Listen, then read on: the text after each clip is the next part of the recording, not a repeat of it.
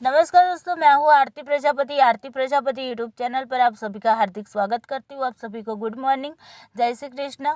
और यहाँ पर आज मैं बात करने वाली हूँ कि गुजरात राज्य की एक यूनिवर्सिटी है जहाँ से पीएचडी की नोटिफिकेशन आई हुई है। ओके, और वो जो यूनिवर्सिटी वो स्टेट यूनिवर्सिटी है जहाँ से मैं अभी पीएचडी कर रही हूँ। और उस यूनिवर्सिटी का नाम है भक्त कवि नरसिंह मेहता यूनिवर्सिटी, जूनागढ़ डिस्ट्रिक्ट में आई हुई है।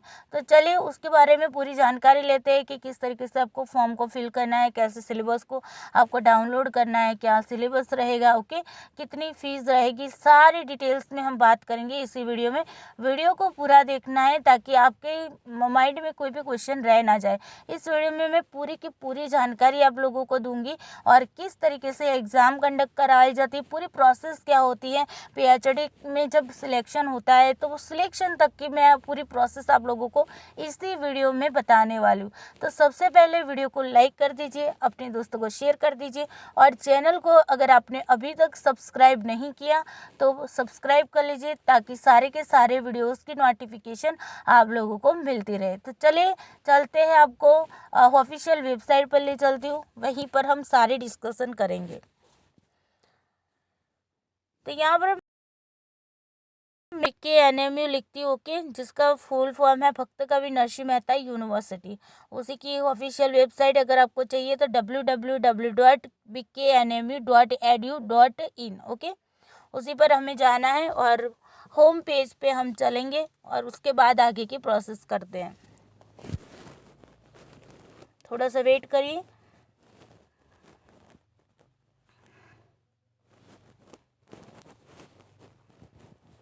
देखिए ये जो होम पेज है ना, थोड़ा सा खुलने में आप लोगों को थोड़ा का टाइम लगेगा। ओके, इस तरीके से अगर नेटवर्क का इश्यू रहता है तब तो फिर आपको थोड़ा सा वेट करना होगा। ओके, ऐसे नहीं कि भाई खुल नहीं रहा तो बैक चले जाइए, ऐसा नहीं। ओके, देखिए यहाँ पर आपका वो खुल गया है और ऊपर ही आप देख पाओगे कि ऊपर एक स्क्रोलिंग चल रहा है, तो वहीं पर आपको दिख रहा है कि अप्लाई ऑनलाइन फॉर्म पैट 2023। ऊपर वाले में ही हमें क्लिक कर लेना है।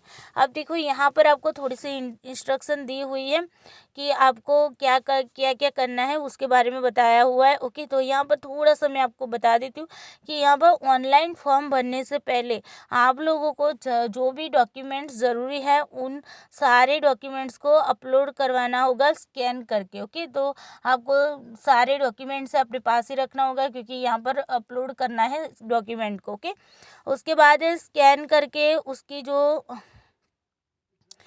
उसकी जो आप स्कैन कर रहे हैं ना जो भी डॉक्यूमेंट्स को, उसको अच्छी तरीके से स्कैन कीजिएगा ताकि उनको आपका नाम वगैरह जो है वो क्लियरली दिख पाए। ओके, अगर क्लियरली नहीं दिखेगा तो फिर दिक्कतें आ जाएगी। ओके, वो लोग आपका ध्यान में नहीं लेंगे। अगर आपकी मार्कशीट के अंदर ग्रेड पॉइंट दिया हुआ है तो ग्रेड को आपको किस में कन्वर्ट करना होगा, परसेंटेज में कन्वर्ट करना पड़ेगा। ओके, और उसके बाद यहाँ पर आपको क्या करना है, सबमिट करना है। उसके बाद देखिए ऑनलाइन आप फीस पे कर रहे हैं ना, तो फिर कोई मान लो कि कोई दिक्कतें आ रही है और पेमेंट नहीं हो रहा है तो फिर आप पहली बार ट्राई कर रहे हैं और मान लीजिए कि आपकी फ़ीस पे नहीं हो रही है तो 3 घंटे आपको क्या करना है, उसके बाद मतलब कि रेस्ट कीजिए और उसके बाद 3 घंटे के बाद वो प्रोसेस करिए, तुरंत ही नहीं। मैंने भी ऐसी गलती की थी पिछली बार, मैंने भी फीस पे की तो पहली बार नहीं हुआ तो मैंने तुरंत दूसरी बार कर दिया, दूसरी बार भी नहीं हुआ तुरंत तीसरी बार, मतलब एक साथ मेरे 3 बार फीस कट गई थी। तो ऐसी दिक्कतें आपको नहीं होनी चाहिए। आपको भी ऐसे एरर नहीं करनी, ये ध्यान में रखना है। अगर आप एक बार ट्राई करते हो, अगर नहीं होता है तो 3 घंटे वेट करिए और उसके बाद दोबारा से प्रोसेस करिए। ओके, तुरंत नहीं करनी, ये बात यहाँ पर इन लोगों ने साफ साफ बता दी है। फिर MPhil, net, slate, GSAT, JRF जो भी कैंडिडेट हैं उनको फ़ी और फॉर्म तो फ़ी पे करना, फ़ी मतलब फीस भी पे करनी है और फॉर्म भी फिल करना है। ओके, उनको हाँ एग्जामिनेशन ज़रूर मिल जाएंगे, उनको एग्ज़ाम नहीं देनी है, लेकिन उनको फ़ीस तो पे करनी ही होगी, उनको फॉर्म भी फिल करना होगा। ये यहाँ पर डायरेक्शन में बताया गया है। और यूज़र आईडी और पासवर्ड जो है उसका यूज़ करके ही आपको हॉल टिकट को डाउनलोड करना है। ये इतनी इंस्ट्रक्शन यहाँ पर दी हुई है। अब आगे की प्रोसेस जो है हम आगे चलेंगे। हमें यहाँ पर क्या करना होगा, क्लोज़ करना होगा। जैसे क्लोज़ करोगे तो यहाँ पर आपको इस तरीके का पेज दिखेगा। अब देखिए यहाँ पर क्या है, यहाँ पर आपको कैटेगरी वाइज नीचे लेटेस्ट न्यूज़ भी चल रहा है, लेकिन हम वहाँ पर नहीं जा रहे हैं। हम आपको दिखा रहे हैं पहले कि रजिस्ट्रेशन कैसे करना है, और उसके बाद उसके रूल्स वगैरह जो है उसको भी देख लेंगे। ओके, पहले मैं रजिस्ट्रेशन की प्रोसेस बता देती हूँ। तो हमने यहाँ पर रजिस्ट्रेशन पर क्लिक किया हुआ है, अभी ओपन हो रहा है। Okay, page. ओके, यहाँ पर भी आपको इंस्ट्रक्शन दिया हुआ है, मैं थोड़ा सा पढ़ के बता देती हूँ कि अगर आप एग्ज़ाम देना चाहते हैं ना, ऑनलाइन फॉर्म आपको भरना होगा। अगर एग्ज़ाम देनी है, एंट्रेंस एग्ज़ाम देने वाले हैं, उनको भी ऑनलाइन फॉर्म भरना है। देखिए, नेट वाले हैं, सेट वाले हैं, जी सेट वाले, JRF वाले, जो भी बच्चे हैं, ओके, उनको तो फॉर्म भरना ही है। जिनको एंट्रेंस एग्ज़ाम देनी उनको भी भरना, मतलब सभी को फॉर्म फिल करना है। ये बात मतलब कॉमनली है। और यहाँ पर नीचे की और एग्री पर आपको क्लिक करना। मैं आगे बताती हूँ कि कहाँ पर करना है। अभी इसको थोड़ा सा देख लेते हैं कि जो इसकी फ़ीस है ना वो 1500 रुपीज़ है। ध्यान रखिए, यहाँ पर इसकी फ़ीस कितनी है, 1500 रुपीज़ है। वो किसके लिए, जो आपको फॉर्म अभी फिल कर रहे हो उसके लिए। ओके, अब टोटल फीस के बारे में मैं बाद में लास्ट में आपको बताती हूँ कि टोटल कितने में आपकी PhD यहाँ पर हो सकती है। ओके, क्योंकि जो मेरा भी यहाँ पर PhD चल रहा है उसी के बेस पे मैं आपको इन्फॉर्मेशन दूंगी, लेकिन लास्ट में दूंगी। पहले हम इसको समझ लेते हैं। अब यहाँ पर आपको बताया गया है किस तरीके से आपको क्या है पूरी प्रोसेस करनी ये बताया गया है। लेकिन वैसे आपको यहाँ पर देखना है तो देख सकते हो, अदरवाइज आप डायरेक्टली जा सकते हो। ओके, अब देखिए फॉर्म फिल करते वक्त या फॉर्म फिल करते समय आपको कौन से डॉक्यूमेंट्स है उसको अपने पास रखना है सॉफ्ट कॉपी के रूप में। ओके, हार्ड कॉपी में नहीं, सॉफ्ट कॉपी मतलब समझ रहे हो ना, अपने मोबाइल के अंदर उसको स्कैन करके रखना। तो यहाँ पर पहले तो आपकी मार्कशीट है, 4th सेमेस्टर की है, मास्टर की। ओके, और डिग्री सर्टिफिकेट है, और फिर आपका डिग्री सर्टिफिकेट वो तो आ गया, और मास्टर की कौन सी, लास्ट सेम की, जो 4th सेम है उसकी यहाँ पर बताया गया है। कास्ट सर्टिफिकेट जो SCBC वाले हैं तो उनको नॉन क्रिमिनल सर्टिफिकेट भी रखना है। EWS कैटेगरी वाले तो उनको भी वो सर्टिफिकेट रखना है। और फिर उसके बाद हैंडीकैप्ड कोई है, ओके, फिजिकल हैंडीकैप्ड है, विजुअल हैंडीकैप्ड है, जो भी है, तो उनको अपना डिसेबिलिटी का क्या है सर्टिफिकेट रखना है। फ़ोटो और सिग्नेचर वाला भी आपको एक वहाँ पर फ़ोटो रखना है। ओके, और फिर फिज़िकल हैंडीकैप्ड या फिर विजुअली हैंडीकैप्ड है सर्टिफिकेट एंड कास्ट सर्टिफिकेट भी। ओके, फिर है पोस्ट ग्रेजुएशन की। देखिए, मास्टर की यहाँ पर ऊपर बताया गया कि 4th सेम की, लेकिन वो डिग्री सर्टिफिकेट की बात हो रही थी। ओके, अगर सर्टिफिकेट की मैं बात कर रही हूँ तो मार्कशीट की बात कर रही हूँ, तो ऑल सेम की आपको मार्कशीट यहाँ पर अपने पास लेकर बैठना है। ओके, और प्रूफ, फ़ोटो ID प्रूफ, यानी कि फ़ोटो ID प्रूफ में क्या हो सकता है, आपका आधार कार्ड हो सकता है, जहाँ पर आपके फ़ोटो के साथ आपके रेसिडेंशियल एड्रेस वगैरह होता है ना, तो आपका आधार कार्ड चल सकता है, पैन कार्ड चल सकता है, या फिर मान लो कि आपकी बैंक की जो पासबुक होती है फ़ोटो वाली होती है वो भी चल सकती है। ओके, तो रेशन कार्ड भी हो सकता है, लेकिन कैसा होना चाहिए, आपके फ़ोटो वाला होना चाहिए। क्लियर, तो इस तरीके का आपको फ़ोटो ID प्रूफ भी चलेगा। ये सारे जो डॉक्यूमेंट्स है ना उसको सिग्नेचर करके आपको अपलोड करना है, अपनी खुद की सिग्नेचर, सेल्फ सिग्नेचर करके आपको अपलोड करना होगा। ये बात भी आपको ध्यान में रखनी, इंस्ट्रक्शन में दिया हुआ है। अब देखो यहाँ पर ये जो आपको एक बॉक्स दिख रहा है ना स्क्वायर जैसा, तो इस स्क्वायर जैसे बॉक्स में हमें क्या करना है, क्लिक करना है। यहाँ पर नीचे की ओर दिख रहा है, देखो, इस पर आपको क्या करना होगा, क्लिक करके आपको, मैं यहाँ पर क्लिक कर रही हूँ, क्लिक कर दिया आप, और उसके बाद आपको क्या करना है, एग्री करना है। थोड़ा सा वेट करेंगे। ओके, यस, यहाँ पर हम क्या करते हैं, एग्री कर देते हैं। अब हमने यहाँ पर एग्री कर दिया तो ये रजिस्ट्रेशन फॉर्म आपके सामने खुल गया है। पहले रजिस्ट्रेशन फॉर्म फिल करना है, उसके बाद आपको सारी आगे की प्रोसेस आपको खुद से करनी होगी। ओके, जहाँ तक ले जा सकती हूँ वहाँ तक मैं आपको ले जा सकती हूँ। अब देखो बेसिक डिटेल्स में आपको क्या है, आपका सरनेम लिखना है, आपकी जो कास्ट होती है ना तो वो कास्ट लिखनी है, नेम लिखना है, फादर या हस्बैंड का नेम चल रहा है आपके सर्टिफिकेट के अंदर, मास्टर डिग्री में मास्टर डिग्री का जो सर्टिफिकेट है उसमें ध्यान रखना, महिलाओं को बहुत ज़्यादा ध्यान रखना है। अगर आपके पीछे मार्कशीट के अंदर आपके पापा का नाम लग रहा है तो पापा का लगाइए, अगर आपके हस्बैंड का लग रहा है तो हस्बैंड का लगाना। ओके, इस तरीके से आपको लिखना है। फिर यहाँ पर जेंडर दिया है, मेल फीमेल ट्रांसजेंडर जो भी आता है आपका। कैटेगरी यहाँ पर सिलेक्ट कैटेगरी को आपको करना है, फिर general, SC ST OBC EWS जिसमें भी आते हैं वो आपको यहाँ पर सिलेक्ट करना है। उसके बाद आपको यहाँ पर देखिए सब कैटेगरी है, तो सब कैटेगरी के अंदर क्या है, अगर विजुअल, देखो VH का मतलब है विजुअल हैंडीकैप, मतलब आप आंखों से देख नहीं पा रहे हैं ना, तो वो उन लोगों को VH पे क्लिक करना है। PH वाले फिजिकली जो भी हैंडीकैप्ड होंगे, फिजिकली मतलब आपका मान लो कि आप हाथ से हैंडीकैप्ड है ना, या फिर मान लो पाँव से, जो भी फिजिकल रूप से जो हैंडीकैप्ड है उनके लिए PH पर क्लिक करना होगा। बर्थ डेट डालनी है आपकी, मोबाइल नंबर डालना है। ओके, उसके बाद यहाँ पर दिया है क्या, give my consent to send me SMS। Okay, मुझे मैसेज मतलब भेजने के लिए मैं आपको क्या कर रहा हूँ, एग्री कर रहा हूँ, आपको सहमति दे रहा हूँ, ये यहाँ पर बताया गया है। फिर उसके बाद देखिए यहाँ पर चूज फाइल अपलोड, फोटो को अपलोड करना है। अब देखिए यहाँ पर साइज कितनी दी है, 200 KB की साइज होनी चाहिए आपको। ओके, तो इस तरीके से आपको यहाँ पर फोटो अपलोड करना है। सिग्नेचर अपलोड करनी है, उसकी भी साइज कितनी होनी चाहिए, 200 KB से कम होनी चाहिए। ओके, और फोटो में भी क्या है, लेस देन 200 KB है, मतलब कि 200 KB से कम होनी चाहिए। उसके बाद है ग्रेजुएशन डिटेल आपको डालनी है। अगर आप BK NMU यूनिवर्सिटी यानी कि भक्त कवि नरसिंह मेहता यूनिवर्सिटी से है तो वहाँ पर क्लिक करना है।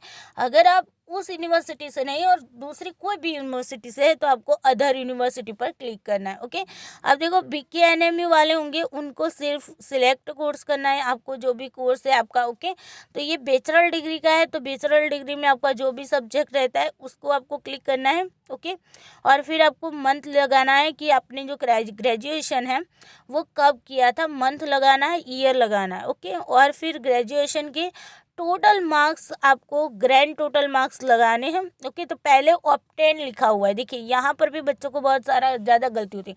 ऑब्टेन मतलब आपने टोटल में से कितने मार्क्स प्राप्त किए। अब देखो बैचलर में लास्ट सेम का आपका लास्ट ईयर का या फिर लास्ट सेम का बैचलर का जो मार्कशीट होगा ना उसके अंदर आपका टोटल बन के आया होगा 3 साल का, तो उसका जो टोटल बन के आया ना टोटल, उसमें से आपको ऑब्टेन मार्क्स लिखने हैं। ओके, और टोटल मार्क्स तो वैसे भी आपको वहाँ पर लिखे होंगे, वो टोटल मार्क्स लिखने, परसेंटेज आपको यहाँ पर लिखने हैं। अगर देखो डायरेक्टली आ रहा है तो कोई दिक्कत नहीं, अदरवाइज आपको निकाल के वहाँ पर रखने होंगे। ओके, तो ये हो गए भक्त कवि नरसिंह मेहता यूनिवर्सिटी से जो बच्चे हैं उनके लिए।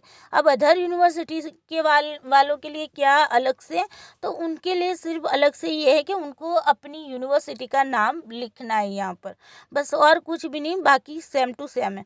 इसी तरीके से आपको पोस्ट ग्रेजुएशन क्वालिफिकेशन डिटेल्स में भी उसी तरह की डिटेल्स डालनी। ओके, PG क्वालिफिकेशन डिटेल मतलब कि आपने जो मास्टर किया है उसकी डिटेल्स डालनी। जिस तरीके से बैचलर की डालेंगे, ग्रेजुएशन की डालेंगे, उसी तरीके से आपको किसकी डालनी है यहाँ पर PG।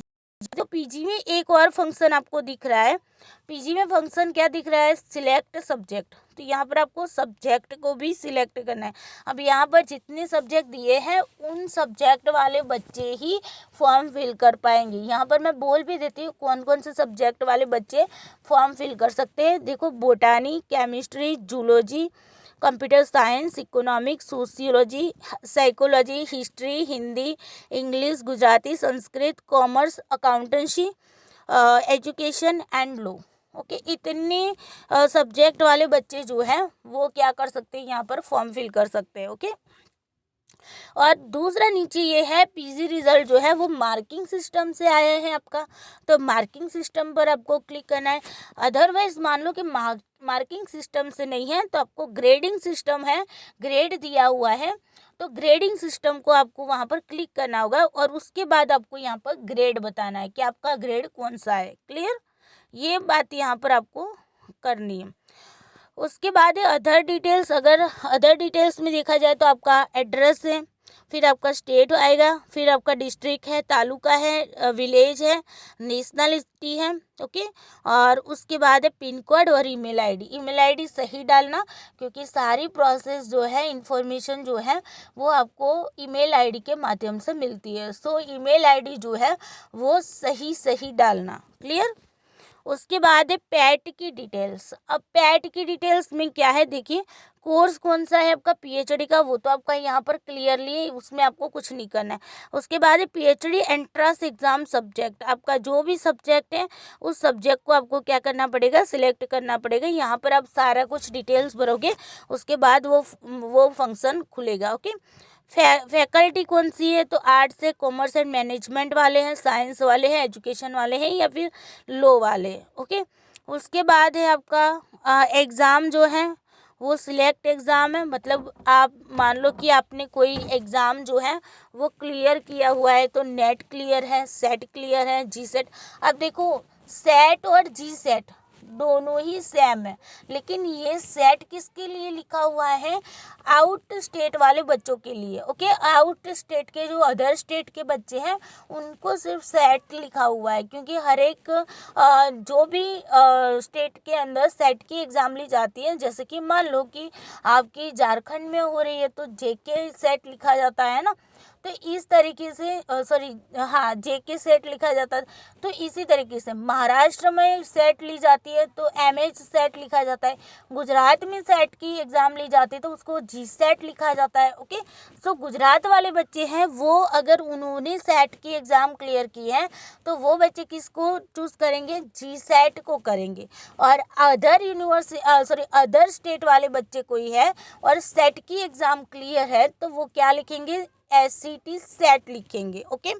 जिन बच्चों का नेट हुआ है वो नेट को सिलेक्ट करेंगे, जिन बच्चों का JRF हुआ है वो बच्चे JRF पर क्लिक करेंगे, जिन बच्चों ने MPhil कर लिया हुआ है वो लोग क्या करेंगे, MPhil पर क्लिक करेंगे। क्लियर।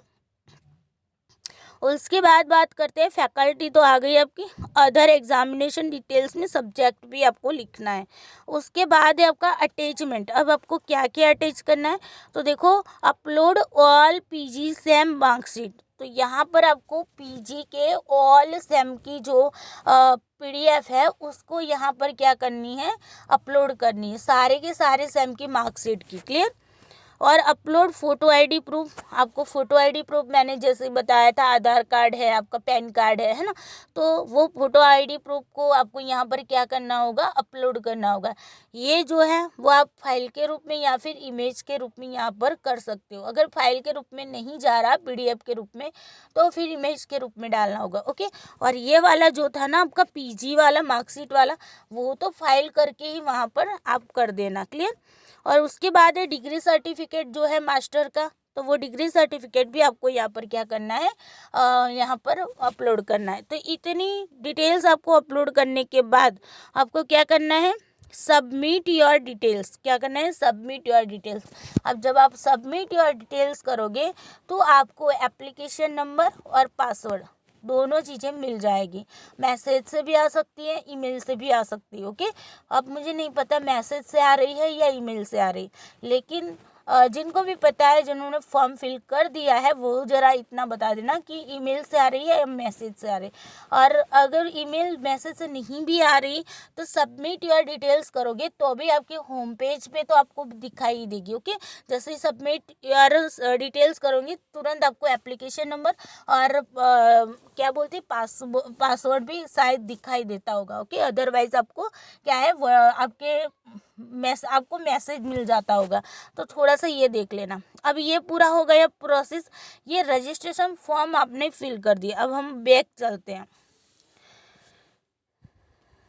अब हमने रजिस्ट्रेशन कर लिया है, हमारे पास यूज़र नेम पासवर्ड आ चुका है।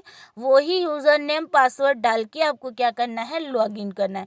लॉगिन करने के बाद आगे की प्रोसेस जो होगी वो आपको करनी होगी। ओके, फीस पे करने की वो सारी डिटेल्स आपको वहाँ पर क्या वहाँ पर ऑनलाइन फीस पे करने का भी ऑप्शन शायद खुल जाएगा। तो ये आगे की प्रोसेस आप लोग खुद से कर देना। मैंने यहाँ तक आपको ले चली जहाँ तक मैं जा सकती थी। उसके बाद अब हम रूल्स पर आते हैं। रूल्स में क्या है थोड़ा सा देख लेते हैं इसको।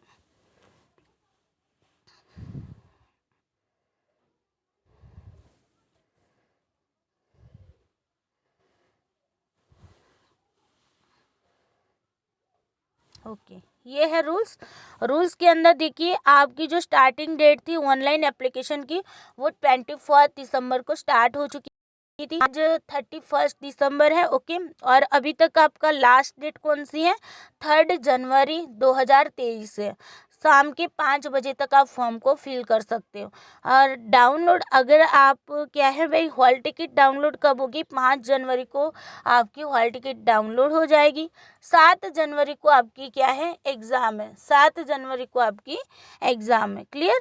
और ये भी देखो, हाँ अच्छा, सेंटर बेस्ड ऑनलाइन एग्ज़ाम होगी। ओके, ये मतलब एग्ज़ाम जो है लगभग ऑनलाइन एग्ज़ाम है। ओके, तो जहाँ पर आपका मतलब जूनागढ़ में यूनिवर्सिटी है ना, तो एग्ज़ाम भी जूनागढ़ में ही होगी, लेकिन ऑनलाइन एग्ज़ाम में ध्यान रखिए। तो ऑनलाइन एग्ज़ाम कैसे होगी आप लोगों को पता है, सीबीटी मोड पर होती है। कंप्यूटर बेस्ड आपकी ये एग्ज़ाम होने वाली। मेरे टाइम पे जो एग्ज़ाम हुई थी वो तो मतलब रिटर्न टाइप की थी, मतलब रिटर्न मतलब कि ओमारसी सीट वाली एग्ज़ाम थी, लेकिन यहाँ पर उन लोगों ने ऑनलाइन एग्ज़ाम लिखा है। सो आपको वहाँ पर सेंटर पे जाके ऑनलाइन एग्ज़ाम देनी होगी, जिस तरीके से हम नेट की एग्ज़ाम देते हैं। क्लियर। चलिए, उसके बाद यहाँ पर सीट वगैरह दिया हुआ है, तो सीट आप देख लेना एक बार। यहाँ पर सीट जो है बोटानी वालों की टोटल 6 सीट है, केमिस्ट्री वालों की 3 है, कंप्यूटर साइंस की 2 है, इकोनॉमिक्स की 7 है, सोशियोलॉजी की 14 है, साइकोलॉजी की 6 है, हिस्ट्री की 2 है, हिंदी की 30 है। हिंदी वालों को तो मतलब कि बहुत ही खुश कर दिया है। इंग्लिश वालों की 10 है, गुजराती वालों की 3 है, संस्कृत वालों की 1 है, कॉमर्स मैनेजमेंट वालों की 6 है, एजुकेशन वालों की 5 है और लॉ वालों की 2 सीट हैं। क्लियर। मीडियम भी यहाँ पर दिया हुआ है। पेपर लैंग्वेज का जो मतलब कि आपका लैंग्वेज कौन सी होगी, तो थोड़ा सा इसको भी देख लीजिए। साइंस फील्ड वाले हैं उनका पेपर इंग्लिश में रहेगा। आर्ट्स की जो पेपर वाले हैं उनका जो पेपर है ना, इंग्लिश गुजराती दोनों लैंग्वेज में रहेगा। ओके, हिंदी वालों का पेपर हिंदी में ही रहने वाला है, और इंग्लिश वालों का इंग्लिश में रहेगा, गुजराती वालों का गुजराती में रहेगा, और संस्कृत वालों का गुजराती और संस्कृत दोनों में रहने वाला है। क्लियर। और कॉमर्स मैनेजमेंट वालों का जो है वो इंग्लिश में पेपर रहेगा, एजुकेशन वालों का इंग्लिश गुजराती में है, लॉ वालों का ओनली इंग्लिश में है। क्लियर। ये लैंग्वेज भी मैंने आपको बता दी एंट्रेंस एग्ज़ाम की। उसके बाद यहाँ पर सारी डिटेल्स है, यहाँ पर बताया गया है कि आपका जो है मास्टर डिग्री के अंदर कितने होने चाहिए, 55% मार्क्स होने चाहिए। ओके, और उसके बाद यहाँ पर और क्या बताया है, मैं थोड़ा सा इसको देख लेती हूँ। 5% रिलैक्सेशन दिया जाएगा किनको, SC ST OBC वालों को। ओके, और जो भी डिसेबिलिटी वाले बच्चे हैं उनको।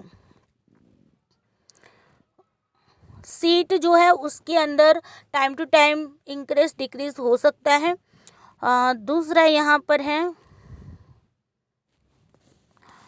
PhD का जो सिलेबस है वो आपका यहाँ पर बता दिया गया है। बहुत सारे बच्चे बोल रहे थे कि मैम सिलेबस क्या है, तो यहाँ पर देख लीजिए आपका सिलेबस इन्होंने मेंशन किया है 9 नंबर पर। Syllabus of PhD entrance test is as पर UGC NET GSET PG level. Okay, ध्यान में रखिएगा, नेट सेट और PG लेवल का जो सिलेबस है वो आपका रहेगा। यहाँ पर पेपर स्टाइल जो है वो आपकी वहाँ पर 2 पेपर होगा। पेपर 1 जनरल पेपर रहेगा, पेपर 2 आपका सब्जेक्ट स्पेसिफिक मतलब आपके सब्जेक्ट का रहेगा। अब देखो पेपर 1 जो है जनरल पेपर है आपका, तो यहाँ पर जनरल पेपर है वो उसके अंदर आपके 50 क्वेश्चन रहेंगे, 50 मार्क्स रहेंगे। ओके, और इनमें से जो पेपर 1 के अंदर अगर मैं बात करूँ तो 50% क्वेश्चन है वो आपकी किसके रहेंगे, रिसर्च मैथडोलॉजी के रहेंगे। ओके, मतलब कि 25 मार्क्स के क्वेश्चन होंगे वो आपके रिसर्च के होंगे, और 25 मार्क्स के जो क्वेश्चन होंगे उसके अंदर जनरल आ जाएगा। मतलब जस्ट वेट, एक सेकंड रुकिए।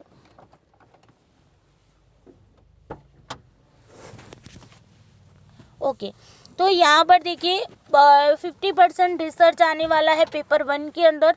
तो पेपर 1 50% मतलब कि 50 मार्क्स का आपका पेपर 1 होता है, और उसी 50 मार्क्स में से 25 मार्क्स का आपका रिसर्च है, और बाकी के जो 25 मार्क्स होंगे उसके अंदर आपका रीजनिंग के आ जाएंगे question. Okay, UGC net GSAT का जो सिलेबस है उसके अकॉर्डिंग आपके क्वेश्चन बन जाएंगे। क्लियर। और पेपर 2 के अंदर 50 क्वेश्चन है, वो भी आपके मल्टीपल चॉइस क्वेश्चन ही होंगे, एमसीक्यूज ही होंगे, लेकिन वो आपके सब्जेक्ट के रहेंगे। क्लियर, दोनों में मल्टीपल रहने वाले, ध्यान रखिएगा। यहाँ पर ऑनलाइन है मतलब एमसीक्यू बेस्ड क्वेश्चन रहेंगे। टोटल मार्क्स आपके कितने होंगे, 100 मार्क्स होंगे, 100 क्वेश्चन होंगे। ओके, क्वालिफाइड के लिए एंट्रेंस टेस्ट के अंदर आपको 50% क्या लाना होगा, मार्क्स लाने होंगे, यानी कि 100 में से 50 मार्क्स लाने आवश्यक है। और 5% जो है वो रिलैक्सेशन मिल रहा है SC ST OBC और PH कैटेगरी वालों को। ओके, उन लोगों को कितने लाने होंगे, 45 मार्क्स लाने होंगे 100 में से। क्लियर। उसके बाद ही यहाँ पर दिया हुआ है कि मेरिट लिस्ट कैसे बनता है। तो आपकी देखो 70% जो है वो आपकी एंट्रेंस एग्ज़ाम के मार्क्स होंगे। अब देखो नेट सेट वालों बोलेगी तो हमारे, तो आपकी जो नेट सेट के जो स्कोरिंग होगी ना उसकी 70% मार्क्स रहेंगे। जो भी टोटल आपका बना है ना उनमें से 70% मार्क्स आपके लिए जाएंगे। और जिन बच्चों ने मान लो कि एंट्रेंस एग्ज़ाम दी है तो एंट्रेंस एग्ज़ाम में से उन्होंने जितने भी स्कोर बनाए उसकी 70% उनमें से लिया जाएगा। मतलब कि मान लो कि आपके 100 में से 70% मार्क्स आए, मतलब 70 मार्क्स आए, तो उसके भी 70% मार्क्स होंगे उसको वहाँ पर रखे जाएंगे।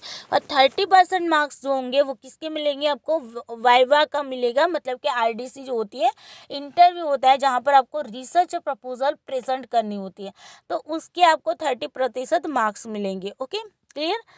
इस तरीके से आपका 100 मार्क्स का टोटल बनेगा लास्ट में मेरिट लिस्ट में भी। क्लियर। अब देखो जो बच्चे UGC सीसर नेट स्लेट या फिर GSET टीचर फेलोशिप होल्डर है, ओके, तो ये सारे जो हैं उनको यहाँ पर डायरेक्टली क्या होगा, RDC में आना होगा। ओके, उनको भी इंटरव्यू देना है, उनको भी रिसर्च प्रपोजल को प्रेजेंट करना होगा। मतलब इक्वल कब हो जाएंगे सब लोग, नेट सेट वाले और एंट्रेंस एग्ज़ाम वाले इंटरव्यू के अंदर इक्वल हो जाएंगे। समझ में आया ना। यस। उसके बाद यहाँ पर क्या कहा गया है, ओके, ये तो RDC में आपके 100 मार्क्स की बात हो रही।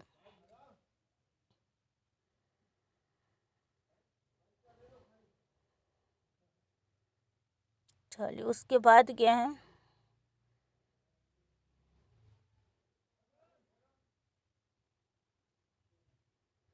अगर आपको कोई डाउट है तो यहाँ पर आपको ईमेल आईडी दी हुई है, वहीं पर आपको मैसेज करके मेल करके आपको वहाँ पर आप अपने डाउट को क्लियर करवा सकते हैं। नेगेटिव मार्किंग नहीं है यहाँ पर एग्ज़ाम के अंदर। ओके, उसके बाद है आपको वेरिफिकेशन के लिए डॉक्यूमेंट लेकर आपको वहाँ पर मतलब डॉक्यूमेंट वेरिफिकेशन के लिए आपको एडमिशन के टाइम पे लेकर जाना होता है। ओके, ये पूरे प्रोसेस में आप लोगों को बताती हूँ इसकी। यहाँ पर देखो जो क्वालिफाइड होते हैं पैट वाले, तो इसकी कोई गारंटी नहीं है कि आपको यहाँ पर एडमिशन रजिस्टर हो ही गए। क्लियर। अब देखो विजुअल हैंडीकैप्ड जो है उनको 20 मिनट का टाइम एक्स्ट्रा दिया जाएगा। क्लियर, ये यहाँ पर बताया गया है।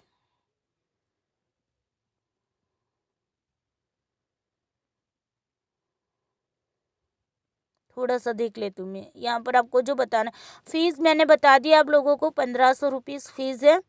ओके, हर एक बच्चे के लिए 1500 है, चाहे वो ST कैटेगरी का हो, SC का हो, OBC का हो, WS का हो या हो ओपन का हो, हर एक के लिए 1500 रुपीज़ यहाँ पर फीस है। हॉल टिकट आपको यहाँ पर ईमेल क्या है वेबसाइट पे रख दी जाएगी, तो आपको वहाँ से डाउनलोड करना, आपको डेट जो दी है उसी डेट को चेक करना है आपको। ओके, अब देखो, आप पेट के एंट्रेंस एग्ज़ाम देने जाओगे तो यहाँ पर साफ साफ लिखा है आपको अपना आईडी प्रूफ लेकर ही जाना है, अदरवाइज आपको एग्ज़ाम नहीं देने देंगे। ओके, एग्ज़ाम जो है वो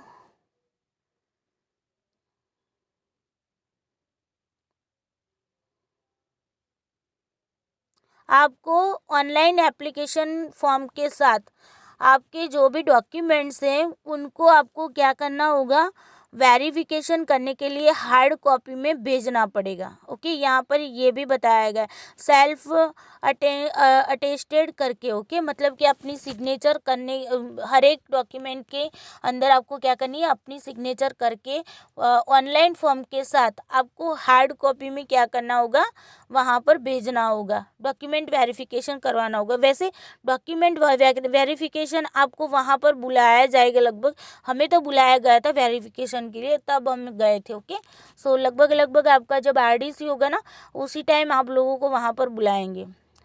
उसके बाद है,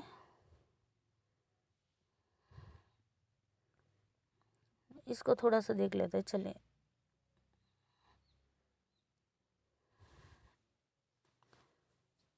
कोविड-19 की गाइडलाइन को आपको फॉलो करना पड़ेगा। उसके बाद यहाँ पर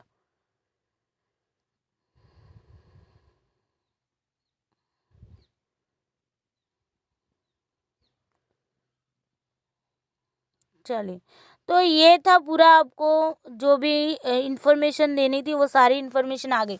अब बात करते हैं मेन मुद्दे की, क्या मुद्दा है कि कैसे पूरी प्रोसेस होती है, उसके बारे में मैं बताती हूँ मेरे जो अनुभव है उसके आधार पर। ओके, तो यहाँ पर प्रोसेस ये होती है, पहले एंट्रेंस एग्ज़ाम ली जाती है, फिर आरडीसी की जाती है। अब आरडीसी जब करते हैं ना, उससे पहले वो लोग एक वर्कशॉप रखते हैं जहाँ पर आपको बताया जाता है कि किस तरीके से रिसर्च पेपर रिसर्च प्रपोजल बनाई जाती है, उसके बारे में आप लोगों को इन्फॉर्मेशन दी जाती है। तो जो भी बच्चे पेट के अंदर क्वालिफाइड होते हैं पेट के एग्ज़ाम में, और जो बच्चे नेट सेट क्लियर हैं, उन सभी बच्चों को वहाँ पर वर्कशॉप में बुलाया जाता है। वहाँ पर आप लोगों को गाइडेंस दिया जाता है कि किस तरीके से आपको बेस्ट प्रपोजल बना सकते हैं।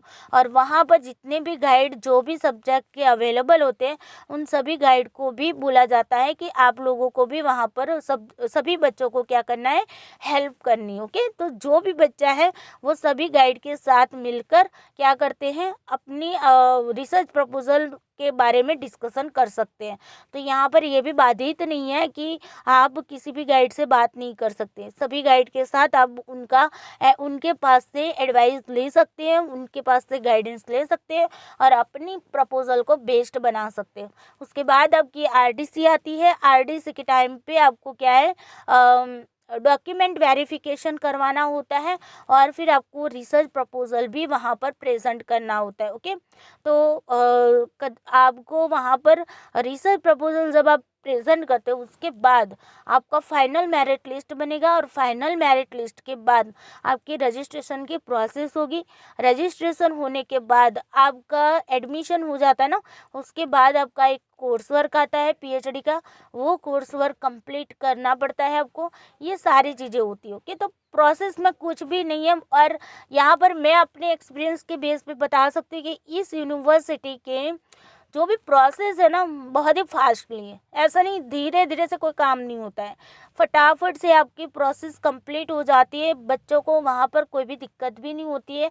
अगर कोई बच्चा कहीं पर भी मान लो कि उसको कोई डाउट है, कोई मतलब ऐसी समस्या में है, तो भी वहाँ के सभी गाइड, सभी के सभी टीचर्स हैं, वो एक दूसरे को हेल्प करते हैं। यहाँ पर ऐसा नहीं कि भाई इसी गाइड का बच्चा है तो वो गाइड ही उसको हेल्प करता है, लेकिन यहाँ पर क्या होता है कि कोई भी गाइड है, आप किसी भी गाइड से आप अपनी सलाह ले सकते हैं। ओके, तो ये एक पॉजिटिविटी है यहाँ की।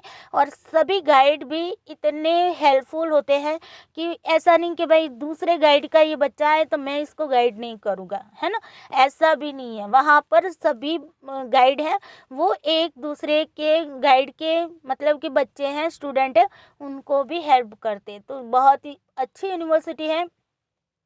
और यहाँ पर का जो मतलब माहौल है वो बहुत ही मतलब पॉजिटिविटी से भरा हुआ माहौल दिख रहा है। मुझे तो बहुत अच्छी लग रही है। ओके, बाकी हर एक का अनुभव अलग होता है। मेरा अनुभव यहाँ पर बहुत ही अच्छा रहा है।